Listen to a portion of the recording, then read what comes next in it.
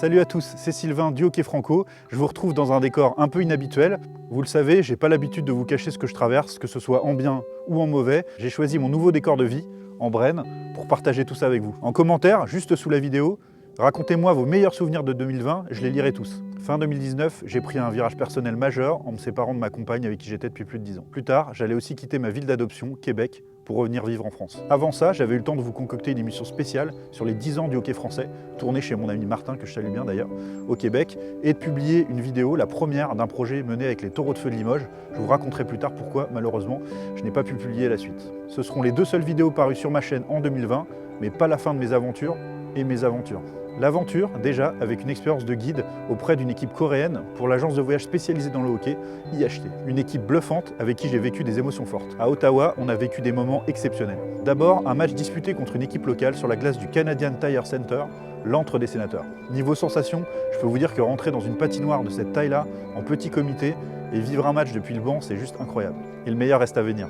Un match de Ligue nationale au Canadian Tire Center, une première pour moi, des Sens donc contre les Ducks d'Anaheim, et un plaisir en plus qui s'est prolongé jusqu'au tir de fusillade, un match remporté par Anaheim d'ailleurs. Et j'avais réservé une surprise de taille à l'équipe après le match. On s'est rendu dans les entrailles de l'aréna, en secteur privé, pour attendre l'une des stars de l'équipe et l'enfant du pays, Jean-Gabriel Pageau. Là, je dois envoyer un grand big up à un joueur québécois qui joue en France, Mathieu Tremblay. C'est grâce à son aide qu'on a pu organiser cette rencontre magique. Et quand je vous dis magique, Jean-Gabriel Pageau ne s'est pas contenté de nous recevoir et discuter un peu avec nous. Il nous a carrément fait visiter tout le vestiaire des sénateurs. C'était vraiment un moment incroyable. Honnêtement, j'étais vraiment comme un gamin.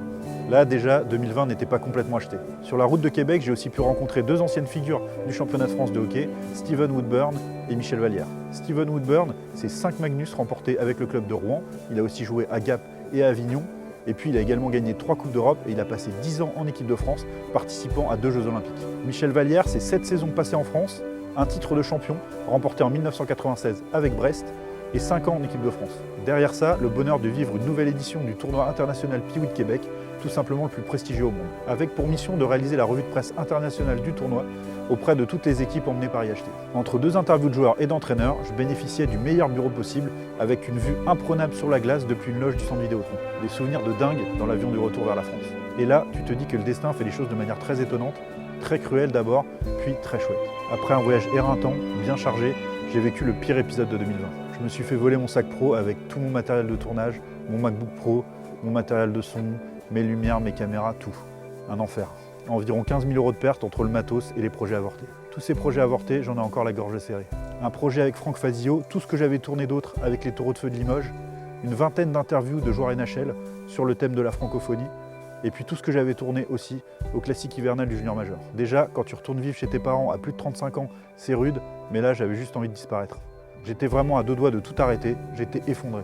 J'ai quand même tenu bon, difficilement, mais j'ai été récompensé. En mars, j'ai commencé une nouvelle aventure professionnelle passionnante, consultant pour l'émission Palais Royal, la toute première émission 100% hockey de Winamax TV, présentée par Marion Santiago. Francis Larrivé était le premier invité de l'émission, il y en a eu 10 en tout, et on a eu le plaisir d'accueillir aussi Cristobal Huette et Pierre-Édouard Bellemare, 2 figures de l'histoire du hockey sur glace français. En mai, deuxième super projet et une vraie fierté, devenir le responsable de communication des Remparts de Tours. Alors Tours et le hockey, je connais bien puisque j'ai suivi pendant plus de 10 ans l'actualité du club, la SGT puis les Remparts, pour le quotidien local La Nouvelle République. C'est un défi de taille mais tellement passionnant. Je suis arrivé durant la transition entre 2 coachs et 2 hommes que j'apprécie beaucoup, Claude Devez et Julien Guimard. C'est un défi permanent de gérer tous les aspects de la com, mais déjà quelques beaux accomplissements malgré le contexte difficile. Pêle-mêle, la distribution de masques à tous les bénévoles, des interviews de joueurs, la création d'un podcast, le lancement d'une équipe e-sport ou encore l'association avec mon ami Mathieu de Venom Design. Entre mai et décembre, 2 déménagements, un quotidien plein de bonheur, la venue d'un nouveau voisin, José de la Vache Timeux, que vous avez peut-être déjà vu en vidéo sur la chaîne, et puis malheureusement aussi la perte d'un proche. Sacrée année quand même 2020. Tout ou presque a changé dans ma vie, mais le moteur qui me pousse à avancer, chaque jour, lui, n'a pas bougé. La conquête du bonheur. Je vous dis à très bientôt sur le Hockey Franco. Je vous remercie de votre soutien grâce à vos likes, vos abonnements, vos partages. Allez, salut! Ah, et j'oubliais, si vous voulez tout suivre et ne rien rater, surtout cliquez sur la cloche. Salut! Ça va ?